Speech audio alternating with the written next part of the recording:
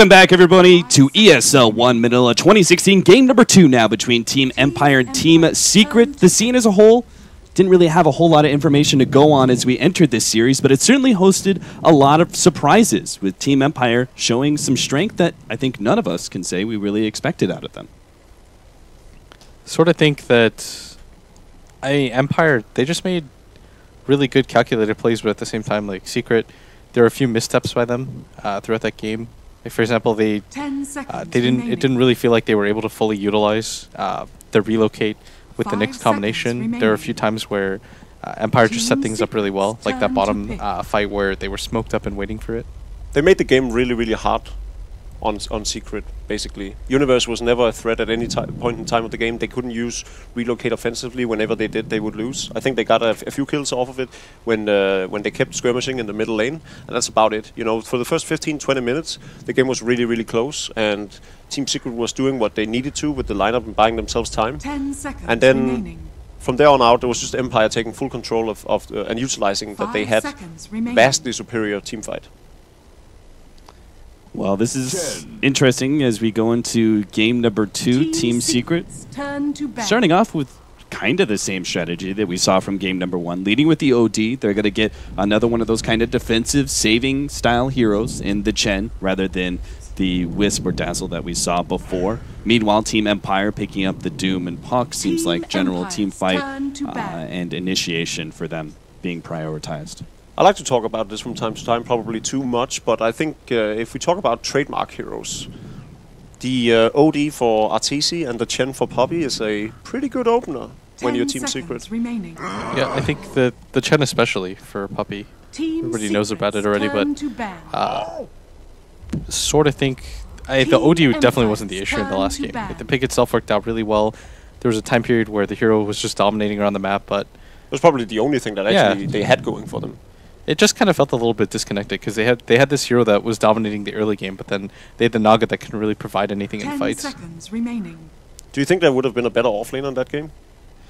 I don't know. I think you saw in that last game like the dangers of having both Dazzle and Wisp on your team, just because then you have two supports that don't really do anything in the way of coming back into the game.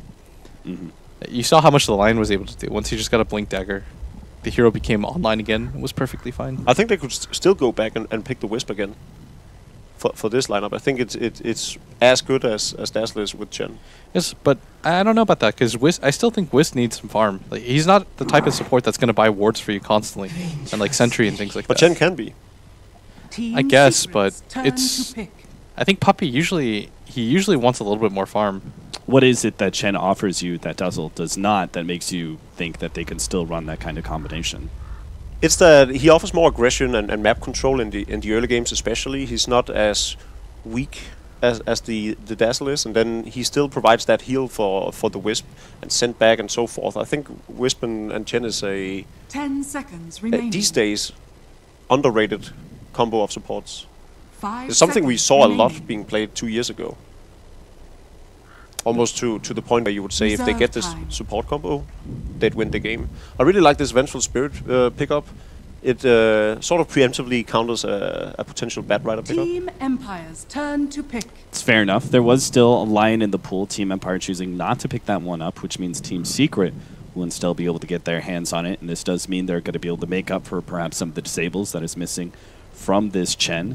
And Team Empire immediately going for the Spectre now. Team Secret's turn to pick.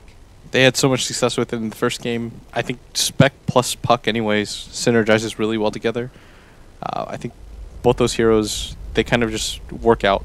Well, you've got the Puck that can set things up for the Spectre. The Spectre provides enough of a late game advantage so that you don't necessarily have to pick up a damage dealing mid or anything like that. Or a true kind of like half position mid. 10 seconds Are we remaining. looking at Team Empire running the same kind of aggressive duel lane that they did last time? It was the Darkseer Earth Spirits last time around. That was very successful. This There's time like around, nothing there's like a that duel. though. Reserve time. No, I don't think so. I think they need to go safe lane this time around, especially with the threat of Chen coming out. They make it way too easy for them if they do play Team Empire's turn on the off lane. Yeah. This time around, Team Secret, they opt to go for the Tidehunter. The Nyx Assassin worked out really, or it didn't work out, but the idea behind it was that he scouts things out for the relocate, good burst damage, good pick in case you want to block off the Nyx pick from the enemy team because you have an OD on your team, but Tidehunter, a more reliable option for team fights. Those the are Ravage, exactly the obviously. heroes I was thinking of when I asked you whether the Nyx Assassin should have been replaced by something else. Yeah. I didn't think Darkseer would quite do the trick if they had gotten it instead of Empire, but whereas I think Tidehunter, still a strong hero that can go in front line and everything and still set up the team fight for them where they'll allow the OD to get a sufficient amount of damage output. Really what they needed in a lot of these early or mid-game team fights in the last game. So yeah, but at the same time, like there's a downside to the Tidehunter just because of the long cooldown on the Ravage, and you want to be able to set things up sooner with the relocate, and he's not a threat around the yeah, map. and also it's just he's not going to be as mobile as say Nyx Assassin because you want the idea behind it was strong, where they want the Nyx to kind of scout things out and look for fights for them, whereas the Tidehunter doesn't really serve that same purpose. If they were going to do that, then they would have to change more in their core strategy. Like they would have had to swap out one of the two supports.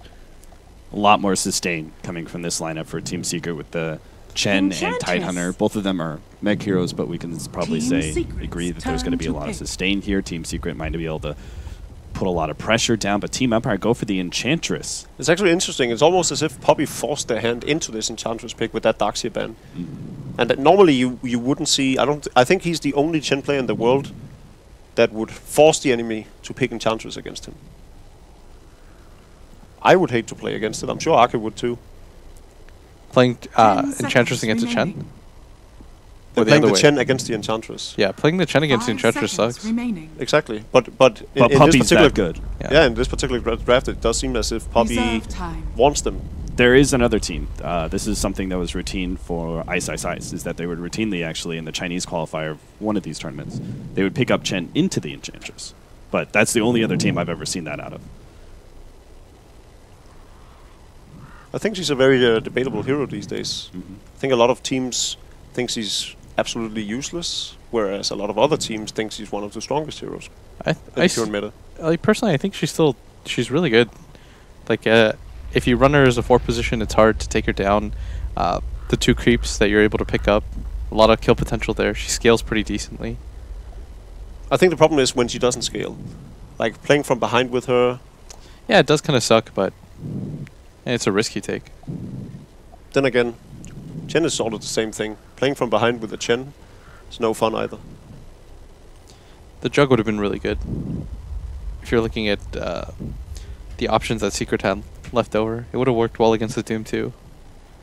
Yeah, they just don't have enough burst damage, right? So the constant heals. Yeah, the healing ward would have been really nice for them. You think they dare picking up the Ember Spirit into the Doombringer? I feel like they have Ursa as an option. Slark, I guess.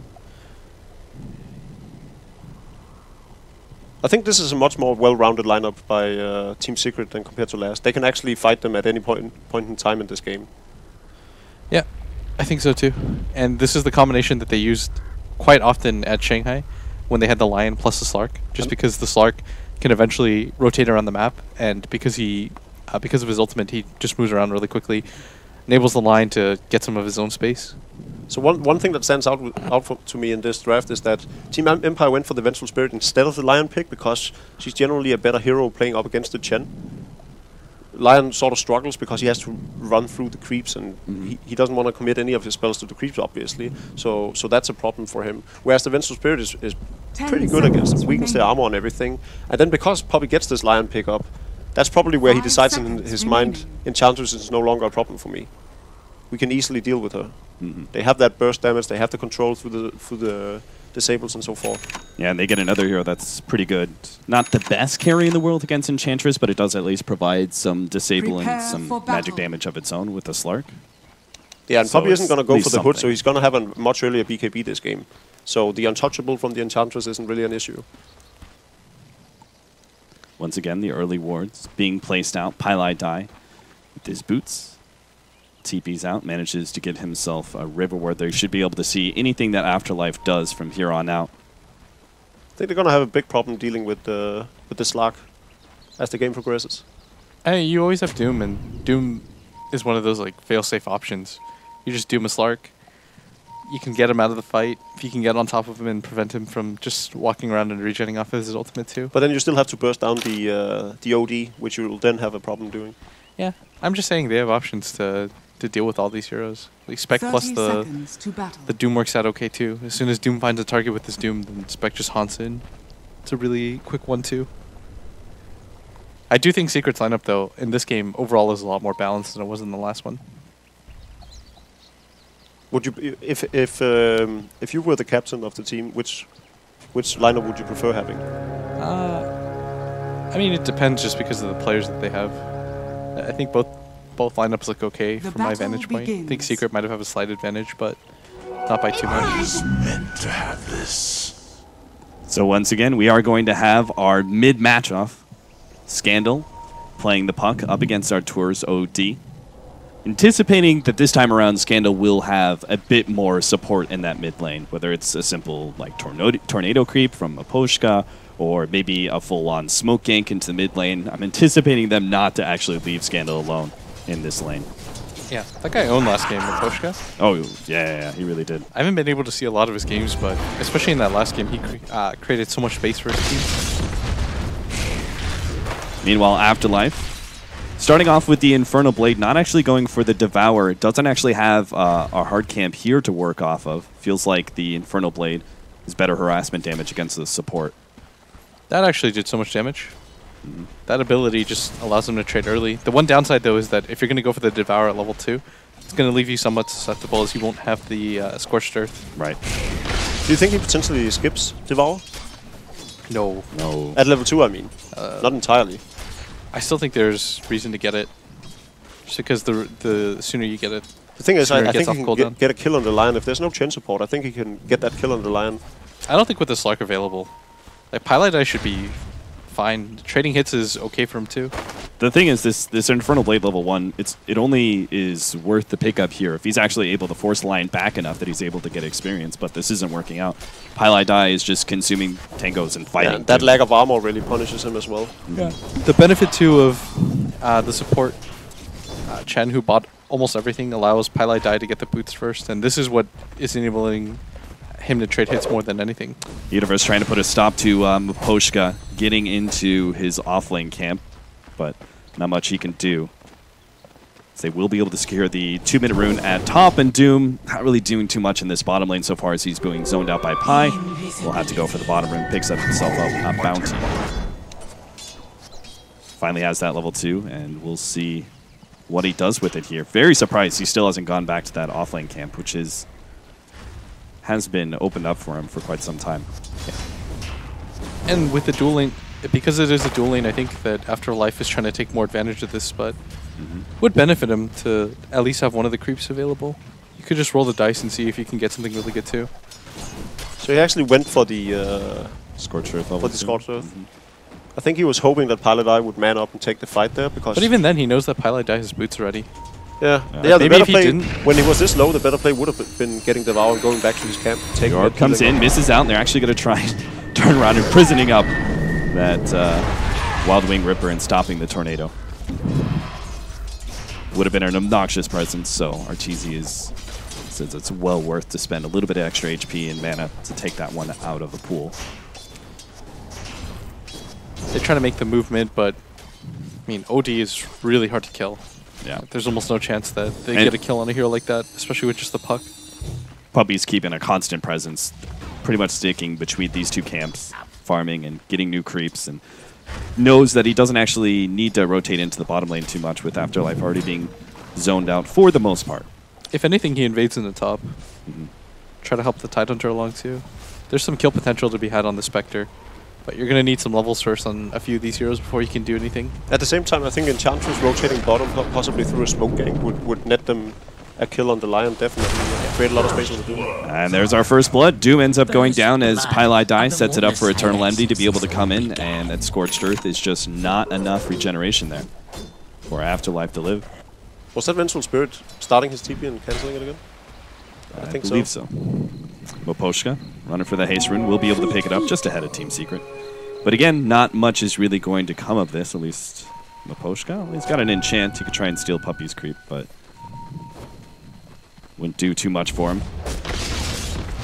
Stun comes out, able to run ahead of the Impale. Enchantress will actually have one of her creeps stolen with that Centaur taken away.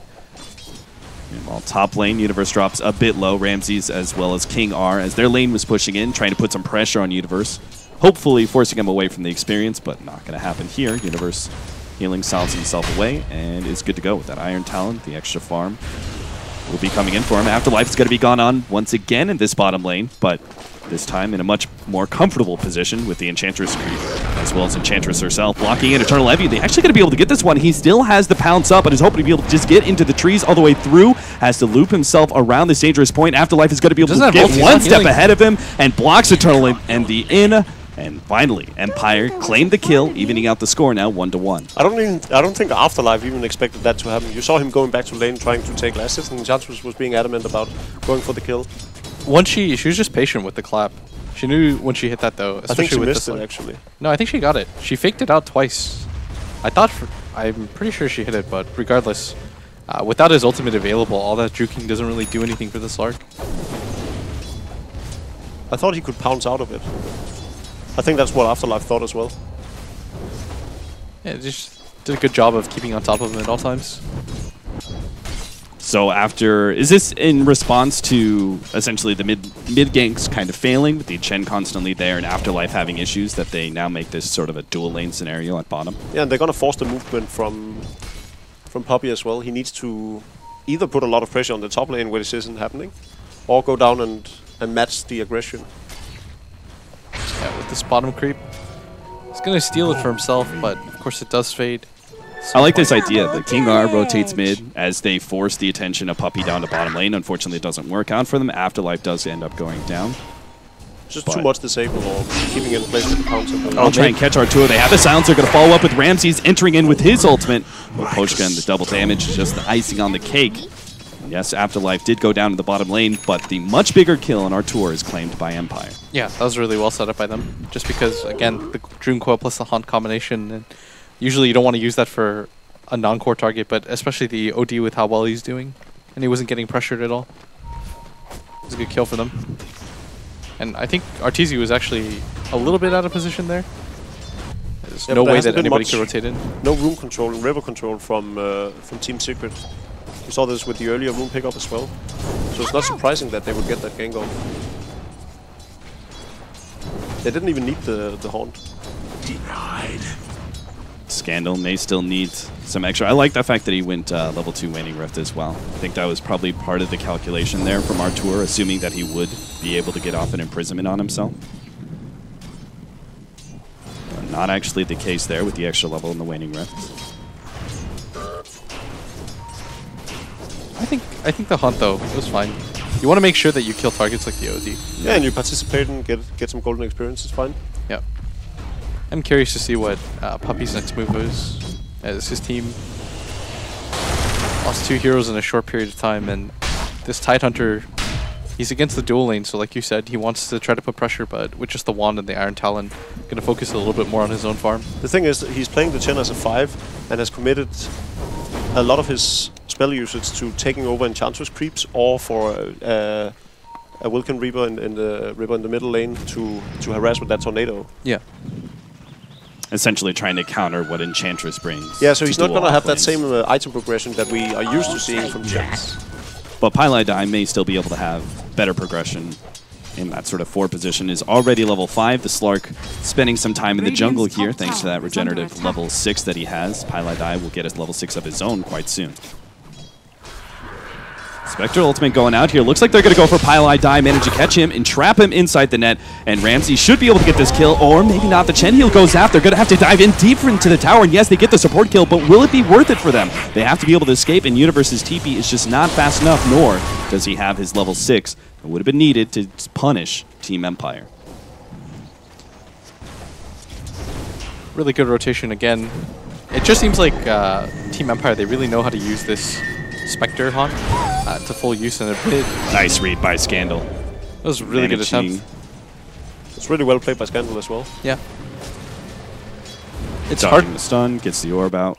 It's really hard to lock down a puck like that, though. They don't have any hard disables there. Mine. Highlight Die not wanting to give up this tier 1 tower in the top lane for totally free. It's going to be rotating up there, putting a stop to Moposhka's push. I do like, by the way, I was just thinking about it in my own head, like the situation where Secret does that switch, right? We talked about how they did it often at Shanghai, and we can already tell that Empire studied a lot of these games already. And something that we noticed is, so the line rotates as Eternal Envy goes to the jungle. And I was wondering, is it worth it for Empire to just, or any team to set up on Pilot Die in that situation and just slow down his momentum before he can just like pick up free levels? I think they it's immediately definitely do worth that. it. Yeah, because he was left alone so many times in that tournament. Yeah, you take away the faster level 6, you take away any blink timing. Because if they just ignored him, you know, he would have had a fairly early blink. Yeah, and he gets the early level 6, which is most important. And then he can really pressure the Spectre. An article of faith. That smoke gank is not going to work out. They just tried to kind of run at Scandal and catch him by surprise with the quick hex, but Secret don't really get their opening. They do know that the Spectre is obviously getting a lot of space here in their own safe lane, but Spectre Ultimate's going to go down. Doesn't look like it's going to result in much. Team Secret retreat away from that mid lane. I think it was for scouting purposes, finding out where the Titan the Chen was. Radiant's bottom Yeah, tower looking for an is under opportunity attack. too with their Doom. There's just a little off mark though, but Do you expect both teams to put a really high premium in defending their mid tower once again, like the way we saw game number 1 unfold? Oh yeah, definitely. For the first 20 minutes, that's gonna be where all the fights are gonna go. I think there's a bit of a power spike right now for Team Secret because they have the arcane boots up, so they can. Oh, good kill coming in here. They know Ramses doesn't have a quick escape with that ultimate, so he may be caught. He's trying to get into the trees, but he still has to deal with the pounce, and there's just too many disables. Taken out, Pilot Die. Not waiting a second there. Throws that finger of death. Oh, net! Afterlife! He's got the courier in hand. And that is a big-time courier. That was actually the drums there for Eternal Envy and still a robe for That's a nifty OD little as well. play. That's good. yeah. Surprised that Ramses was so far at bottom. Yeah, I he didn't had know. this false sense of security after Radiant's scouting out middle tower is the under Radiant attack. lineup. Dire's bottom tower is under attack. Mid tower just gonna get poked at in a much more reasonable timing for the Blink Dagger now on this puck than it was in the last game.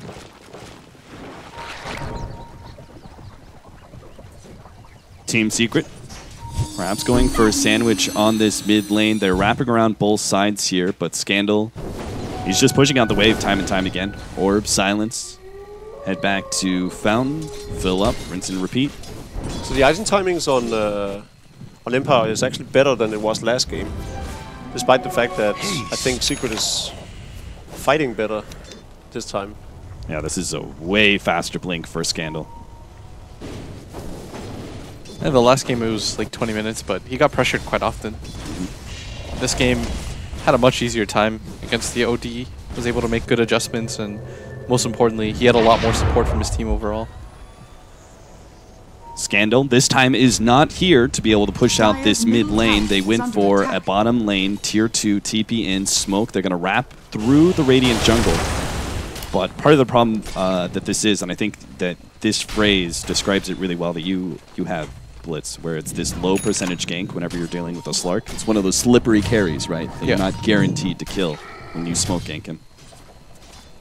I think it's a good move just because they wanted to be able to knock down this bottom Might tier get 1 the Doom tower. off immediately. Yeah, now. Afterlife, he he can needs to do be it able to get off fast. the Doom here. Oh no, the pounce, and immediately the ultimate goes down from Eternal Levy. He may still be caught though, the coil, as well as they're just throwing everything they have. They want to make sure that this kill is guaranteed, and they're going to give it to Ramses as well. Claims the last hit to speed up the progression of his farm. I think Secret is playing this a bit too defensively, too careful. They have the rabbit still. They haven't used it a single time this game still. They had the Hand of God up as well. I think they could have forced the issue and tried to push down the tower. Maybe they're respecting the combination of Pocket and Enchantress as counters to the Chen. And it's not too just much that. right now. It's hard though. When you go for the straight up push against Radiant's a hero like bottom Puck, he's just tower going to has keep fallen. orbing down waves. And Secret, they don't have heroes that necessarily just want to show immediately, especially when Doom is up. Like you can't just beat on the tower with the OD and the Slark. It's really easy to get opened up on with Haunt plus the coil. They're gonna make the most of it now though, by taking down that tier 1 tower. And then Empire's response is really good. I really like this. Yeah, going for the Roshan this early on in the game. Now you bring in Mifoshka, let him take some hits. This is the classic trait though. when you play Dire, you're going to lose that top tier 1 tower. They're going to lose tier tier 2 as well because of the long cooldowns on the ultimates. That's okay though. Getting the Roshan here is a really good play. I like that Team Secret are still keeping their farm up. You know, with the mid lane here from Artur, as long as he doesn't get caught out by a rotation, which shouldn't happen as the Roshan does end up going down. Eternal Levy's still up the bottom lane, farming up there. And Team Secret, they may not be able to get this tier 2 as the rotations are coming up from Empire, but they've at least done a lot of damage no matter what happens here. Dire's top tower is under attack. Looks like Empire just not going to be able to get there fast enough. They're going to get the TP in, the tier 2 already dead though, and Afterlife comes in, but he doesn't have his actual Doom. So he tries to go for Universe. Universe is just going to be sent back. Tries to zone out the rest of Empire while Puppey gets the free escape. Tower is under attack. Yeah, even without a TP, he's able to make it out, and this OD's just been hitting the tower for free. It's just going to be a free one there. I think it's a very costly trade at this point. 3 towers and complete free farm for both OD and Slark for the duration of the Rose attempt. At this point in time, I don't think that was worth it. At the very least, attempting to save the tier 2 and leaving that mid lane open. Yeah, exactly. For that's probably where the real mistake lies. Yeah, they decided to go for that top one, but Secret already kind of clued into that fact, and were already getting out by the time the attempt came. Good farm on both sides, though. Yeah. Man, drums is a hell of an item, isn't it? Eternal Envy and Artur both have drums. We're going to have Afterlife, Ramses, and Vaposhka. I'm sure this is just going to be a basic bracer. I'm not sure if you need a third drums on your team. Maybe just aiming for a little bit of tankiness and then into that yeah, with the current network, it makes more sense to just get the Dragonlance. Yeah. Again, another rotation in is they're going Jump to get the Artur immediately. They just know how to deal with an OD. They target him down first, getting the initiation time after time. And now start focusing on the tier 1. Who cares about backdoor protection? There is none for tier 1. Bit of a waste of Hand of God as well. Bottom tower is under attack. So Empire know they just forced quite a lot out of Secret with another successful rotation. Does seem like, excluding that rotation up to tier 2, it does seem like Empire's rotations have been a lot more effective in this game. Yeah, it's just because this Puck plus Spectre combination, whenever you can lead with the Dream Coil or with the Doom and the Haunt just comes in, more than anything, like the common theme throughout both those games is they're able to just abuse around their Haunt. Like, they're always making sure that they're finding something around the map whenever Haunt comes off cooldown. While all these objectives are taking place, though, we have Eternal Envy free farming on the Slark. That is going to be the saving grace for Team Secret in this game. Is he going to be farming fast enough, though? He's at 7,700 in net worth, not too far ahead of this Spectre. Yeah, we already know that Spectre doesn't need that much net worth to be able to be really effective. You've got the Dragonlance completed now on the Enchantress too, beefing up some of her damage as well. Smoke out from Secret. They see Scandal, but they don't want him. They know this is... Oh, Scandal actually blinking forward, going for the creep wave. It's actually now in a bad position as he's going to be slowed down by the Gush. Doesn't have phase shift for another one. Pops it there, but it's just not going to last long enough for him to be able to get the blink out. Almost getting saved there by King R, but the Finger of Death ensures the kill, and Team Secret this time punishing Team Empire, going in, getting the 2 kills. Despite being caught out, Scandal's spell usage is actually impressive. Like, the way he almost survived through that, through the use of his ultimate, was pretty good. Yeah, it was just rough timing. He, Secret was pinging out there, like, we don't want to go for this Puck. It's too hard to kill anyways. At that point, it's just a luck game, right?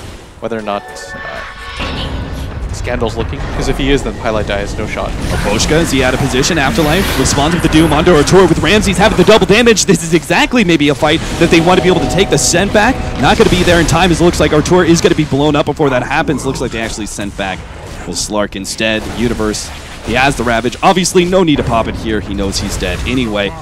Empire just looking for as many kills as possible. With the Ether Lens, they actually managed to get the swap on a Puppey as well. That turns into a double kill for Ramses. The double damage definitely making that team fight for I did not see that fight go that way. When he initially popped the Doom, I thought, oh, that's a mistake, my friend. But Universe is just not the Universe we usually see. He hasn't used the Ravage this game yet, has he? I think this fight particularly was one of the most important parts of the game where he needed to commit that Ravage, either to save Artur, who probably would have lived had he used it, and Universe would have lived as well, and as a result of that, Puppey too. So he could have spared 3 deaths. Yeah, they wouldn't have gotten any kills out of it, but he could have at least spared the deaths. But even before then, I think he should have gone in, been in position to Ravage under the tower, and made that fight much easier for Secret, because Eternal Envy was on the front line hitting them. I think part of the problem right there is that if your OD's doomed up like that, he can't put out any damage, and they don't have any follow-up to the Tide Ravage. I sort of agree in that they do need to get some Ravage off. There's still significant damage in both Slark and Tide themselves, though, and a Lion to boot. And they have the mechanism, so they actually had a decent amount of HP to juggle around with. Yeah. Now they're in a pretty rough spot, though. Like, the Doom's got drums, Vlads. Afterlife has been pretty on point so far with how he's been positioning himself to be able to get one of the 2 cores at all times. And the Spectre's almost about to complete the Manta, too. Manta style up for Eternal Envy, so he doesn't have to worry about the puck blinking and silence as much. Now that he can get rid of that, there's still going to be Afterlife, who's the scary guy with the Doom, but quick fingers should still solve that problem for Eternal Envy. Miposhka, he's reaching this really big peak now. He's got the Dragonlance. He has level 2 impetus as well. Point booster probably short to follow. Mm-hmm. He's done a pretty good job of keeping up even as a support. Not really a true support, just because he's been using a lot of his time to farm, but Team Secret, they've got the Blink Dagger now completed on the Tide. Well, I mean, if any time to strike, it's got to be now for Secret with this Blink. Yeah, well, even then, I think with the item progression that they have right now, I still think they're in an equally good spot to Empire. I don't think it's as far off, even though this team fight was pretty disastrous from them. I still think it's sort of 50-50 depending on the initiate. Chen is still a lot of heal, so as long as all the ultimates are for Team Secret, I think they can easily fight up against. It is annoying that the OD is going to be doomed in every team fight, but that is going to allow a lot of space for Eternal Envy. And it's 2 things. One, it's if you get the Ravage off to start the fight, or you as might a blow good up the Doom beforehand as well, yeah. Yeah. But if he can get the Doom off on a key target, even the Tidehunter himself, and Doom being really good against Tide just because you can't crack it at all. It's a good Prevent point. if you can prevent the Tide from getting anything off. Still really good ways to win the fight for Team Secret. Radiant's It's just right now when it comes to the farm, attack. for example, it's going to be easier for the Spectre to just get on top of the 2 supports from Secret, blow them up. I guess Pylai Dai's not in the worst position just because you can manage and start killing illusions, but Again, they have sufficient heal on them. I don't think they're that worried about the Spectre yet. And with the blink on the Tidehunter, probably not. I think I even favor Team Secret's team fight right now. Yeah, what matters is Doom. Like how the Doom starts the fight will determine a lot of this. It's gonna be some chaotic fights between Chen Creeps, Spectre Illusions, Ravage and Doom. Money changes hands. These triple blinks, Team Secret have yet to find a team fight that they could really capitalize off of. Miposhka off by himself here, while the rest of Empire 3 or 4 manning behind Ramses. Afterlife showing himself. They may just be going for a straight out tier 1 push. Team Secret don't look too eager to be able to respond. Giving up a tier 1 offlane, not that big of a deal anyways. Looks like they don't want to commit too hard for this anyways. They are going to send Pylai Dai up here just to sit around this area, see if he can find something. But no real opportunities to be had. The Spectre going to go for the Diffusal Blade next. It's a big deal in the fact that it's going to hinder their map movement a lot. They're going to have a much harder time reacting to the top part of the map. And they have a pretty slow lineup to move around with. They can't really help out the Slark as much. Still no blink yet on Doom. That'll be the good timing for Empire. Because more than anything, they need to get this Doom off. Yeah, he's going to have it as... Yeah, there are a lot of good targets this game. The OD, the Slark, the Tidehunter. You just have to make sure that you don't get blown up or get caught up by something like the Ravage in the line. From how the game has been played out so far, I think he's... Until they start realizing that dooming off the Tidehunter is going to prove a win for them in the team fight, I still think he's going to commit it to the OD if it's a straight-up fight. Secret. Gotta get the let out. Roshan is dropping relatively fast, and they have to be able to contest this one. There is no trade-offs here. There's no taking towers. They need to be able to get their hands on the Aegis, or at least be able to win this team fight. The Ravage goes out, but the Aegis already picked up by Ramses. They've blown up Miposhka, though, and they still have 3 heroes trapped inside the Roshan pit. As Empire start making their way out, they go straight for Artur. He drops the ultimate. The swap back in. King R looking for the stun, but can't finish anybody off as Artur is able to get the blink himself away.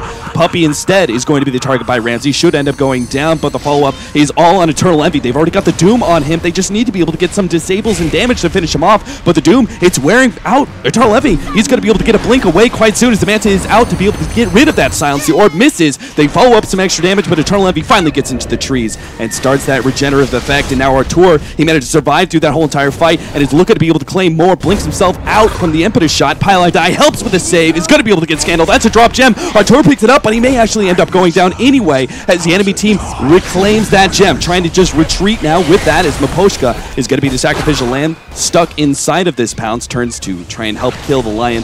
Don't think that's going to be happening though. As Miposhka, dodges the pounce, sidesteps that one. Miposhka, is he actually going to be able to get away here? King R with the swap, barely. No, he swaps Eternal Envy out. They go for the kill on Pylite Die. Wow. What a setup there from King R. Oh, that was so sick. Well played by Empire. And Eternal Envy should just be able to blink himself out. Oh god, that was closer than I anticipated. Afterlife almost got that one off. If the Inferno Blade hits there and they get Eternal Envy, Empire, they would have been screaming with joy. Remember how I said chaotic team fights? Yeah. That was all over the place. I mean, yeah. the Doom was looking for whatever he could. He finally finds the Sark at the last second. He does a really good job of kind of just running around, but hey, Empire is going pretty ham. They're just running at Secret right now, and Secret are kind of hard pressed to do anything. They've got the heals, but they don't really have anything else that can really turn the fight. They did commit the Ravage to start the fight. buyback and Aegis for this fight though. Yeah. And they didn't get the Slark kill. You're gonna get the Diffusal now though, onto Ramses. There was actually a dieback from Scandal, wasn't it? Was it? No, it wasn't Scandal that bought back. Oh, was it Miposhka's Enchantress? Enchantress. Oh, okay. She was the one who got blown up first by the Lion's initiation. But that definitely played a key point, right? Because I felt like their focus on the Enchantress did mean that the Ravage, it did hit a significant number of heroes, but there wasn't very much follow-up to They had to blow the finger for that too, right? Yeah. They made sure that Enchantress went down, but you're right. All right, so And because that's a big catch, right? You were talking about how Empire just kind of running around in these fights. It was a good setup for Universe though, because Hunt went off, but he still got the blink through. Jump in, Inferno Blade on Pylite Die. Jesus. Look at the damage he's taken. He should be going down unless the send back here, the swap back in. Pylite Die. Oh, he managed to get sent out there as Universe provides a save with Ravage. That's still going to be some significant ultimates used to be able to save the support. Ramses has blown an ultimate of his own and should be able to track down Universe quite easily. Actually, the better kill to get in this particular case. Good play by Puppey using the Fog of War to TP out immediately after sending back Pylite. Yeah, I think if Scandal didn't hesitate there, he would have gone both on the Dream Coil. Yeah. And maybe they would have been able to isolate some heroes out, but again... It's a hard play to make when you don't have the vision and you just know their general area. Empire, once again, though, they're going for any play they can as soon as the Spectre Haunt is up. They realize this is their time to play aggressively. The OD isn't at that huge culmination point where he's just got a lot of farm and he can go off on them. But I like how they are taking it to Secret side of the map now, even without the Aegis. While still preventing an opening for, say, Eternal Envy to be able to take that tier 1 bottom. Scandal rotated there. They're leaving Artur alone at the top lane, where he's been bouncing back and forth between lane pushing and jungle. But this is essentially all he can do when Secret have already lost the fight at mid. Just continuing to get farm now on the 2. Maybe even goes for something like the Shiva so he can slow down EE, chase him down. And again, one of the supports picking up the gem for Scandal to run around with. Last time it was Miposhka. This time, obviously, he still needs his Zags, so King R is able to get the gem for the team. And Doom gonna be picked off here, jump by Team Secret. A pick that will mean something small for Secret, but they're still gonna need a lot more if they want to be able to claim control of this game back from Empire. Yeah, really easy kill for them to nab. I don't think he should have been there to begin with. I think what they wanted to establish now was pushing this tier 2 objective on the bottom lane. So regardless of how he was going to make his way down there, it would have taken him too long. Radiant's bottom tower is under attack. They had the Spectre ultimate too. Fits in line with their push in bottom if only they had the Doom ready to go. Exactly. The Spectre should have been the one farming up the Dire jungle, and then once the team fight broke out, like they probably just didn't anticipate Secret to get aggressive without Ravage. Good for them though. They got the gem back or Yeah. kept it intact. That great swap from King R. Yeah, it's making Team Secret play pretty scared. They've got their wards currently located on the left-hand side of this map. Even got an aggressive ward inside the Radiant jungle, knowing that they can't really play around, the Dire jungle, knowing that they can't really play around their own jungle at this point. See the line being drawn by Artur. This is all owned by Empire. This is Empire land state. They're going to be able to get more. They've got Puppey. They're going to dive into the tier 2 almost at this point. Oh, Universe!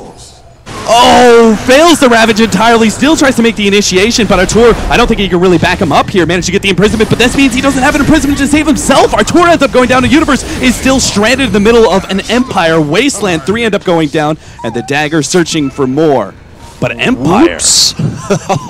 Blowing a Ravage like that really just blows the mid-game into a disaster of a game. This is going to mean so much for Empire. They're going to be able to take... They're probably even going to hit base, right? There's no Ravage up. Without Ravage available, they know that Team Secret, they also don't have the Chen ultimate. They committed a lot to try to take that fight. Maybe try to find something out of it. And Ramses, he doesn't have the Aegis or anything like that, and they might not have the best tower pushing, but they can easily cut through this with 28 seconds left on the OD. The Tide, even if he comes back to life, isn't going to be able to provide too much. Blinking Yule, swap, highlight die. Again, the sent back, but it's just too damn fast. Empire blow him up, and now they're going to be able to get this melee racks. They've actually gotten so much out of these swaps throughout this game. They're so rich now, too, with the tier 3 tower being taken. I mean, the melee and the range racks, pretty rare to be able to take both of those at once. That Chen kill wouldn't even have mattered that much. Yeah. Like, they should have just... They committed so much for a Chen, he stayed alive for a long time. They couldn't have followed up with anything afterwards. Eternal Envy at top, just going to get poked at. And oh, nice blink forward there from Afterlife. Blocking the pounce. Not that it means much, as he still does not have the Doom to be able to put a stop to that. He's got gold, though. Yeah, he's got that 4K Enchantress in the bank. Finishes the Ags. You've got a BKB on the Doom. Everybody just starts filtering in items. They've got tons of damage coming out of everywhere. And Secret are honestly just one misstep away from being double raxed. Spectre is closing in on the Radiance. If it is a Radiance he's going for again. Seems like it will be once his For now, dagger is back up. he's got himself stranded in the trees. Looks like they're going for Artur. They do have the Spectre ultimate. They're going to be willing to blow this one. Once King R's again, going to with make the a follow-up initiation with the Glimmer Cape, and Scandal's already jumped in, and it's so easy to get the kill on an OD if you have the initiation like Empire does, and this is well in time for them to take control of the Roshan pit too. It's up in just 20 seconds. Lots of BKB once again for them, but I mean, my favorite thing so far with how Empire plays is it's just good play. Yeah. They're doing all the little things right. Whenever the Haunt is available, they're looking and searching for kills around the map. They're setting things up. They're being aggressive. They're not ever letting Secret just kind of get back into this farming groove. And throughout these 2 games, they've only done one wrongful map read, which was the Doom getting caught out by Team Secret in this one. I don't think they've done a misstep outside of that one. Yeah, throughout both these games so far, and that damage by that Enchantress, you have to respect it now. Poor Puppey. Already down to half HP before the fight has even begun. And is it going to begin at all? Eternal Levy's actually searching, what, for the Courier? He's going to try and cut the creep wave, but Empire have more than enough creeps here to be able to take this full lane. I mean, that's how desperate you are at this point. You commit drums for your Slag that just chases a courier across the map. You got the BKB Ravage, activated. but that's Ramsey's the BKB. fine with this one. There goes the Ravage. Managed to only catch 2, though, as Empire. They were still sitting far enough back that most of them don't get caught. They get the coil. Silence onto 2. Imprisonment is going to be able to buy some time for Universe, but it doesn't really matter. He's already made his initiation. Now Eternal Levy's going to be caught in the Doom. They got through the Lincolns, trying to throw enough damage, and they've got it, too. The impetus shots more than enough. Artur, he blew up a couple there with the ultimate, but now he's going to be forced away and almost taken out by Maposhka with that heavy set of damage. Empire, though, I love the fact that they're playing this really disciplined. They don't overextend themselves. They take that melee rack. Did they get the gem on the return as well? I don't think they did. No, they lost the gem. Still there. They just immediately buy a new one, though, because they want to continue to deny ward vision, and obviously well worth it. these early gem pickups. I think this is very well going to the 2-0 a lot of people expected, just not to the team they expected it to go to. Hey, Empire just playing really well right now. For sure, a lot of people, including myself, had some doubts. I mean, you would have been crazy not to. Team Secret, a lot of fanfare behind them, but they are just getting dismantled right now. Look at Maposhka, my goodness.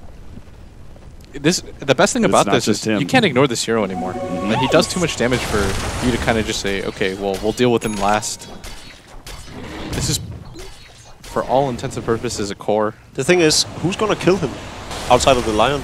They don't have BKBs. They've got a burst damage, and I guess the benefit is that the OD still has good attack speed from both the Orchid and the drums, but would have really benefited from maybe a BKB of his own. It's absolutely needed. And what's also needed here is that Team Secret defend this Roshan. They cannot give up Aegis and Cheese. They have to find their initiation somehow without their big team fight items and without their big team fight ults. And it just seems impossible. 40 seconds. Eternal Levy jumping in, trying to grab something. Oh, doesn't manage to get anything there. The Aegis and Cheese already picked up, and now he's being body blocked entirely. Team Secret are going to leave Eternal Levy behind, knowing that there was nothing they could do there. Now they're going to pop the Spectre Ultimate, looking for more. Ramsey's going to be hexed up. A pile I die.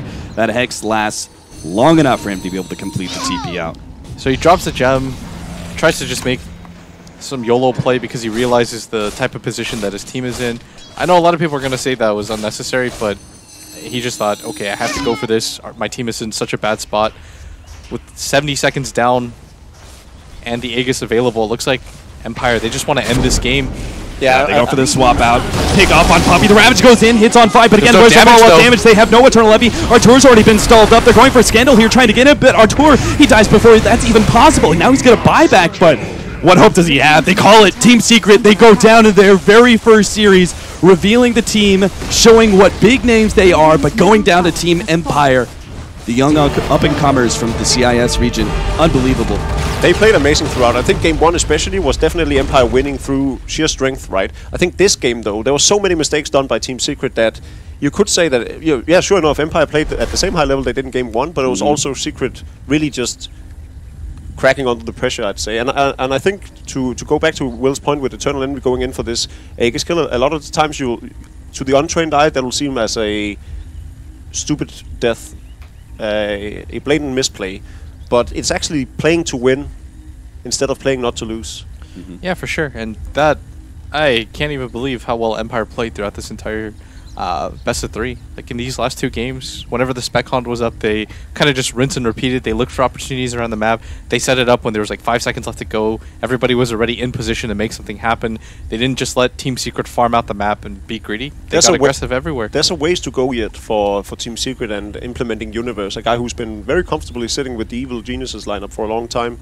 You can clearly tell from the plays of him in these 2 games that he isn't adjusted to playing with Secret just yet, especially not on that Nyx. I don't even think it's that. It's just...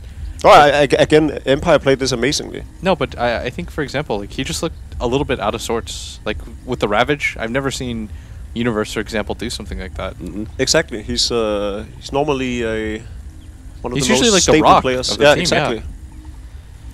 Well, we can say the Team Secret definitely have a lot to work on here after watching this first series, but it's really Empire who showed up big. A very exciting start here to the ESL One Manila event. We're going to take our break. Our next series is going to be coming up. Please, guys, stick around for the rest of the group stage. We'll be back.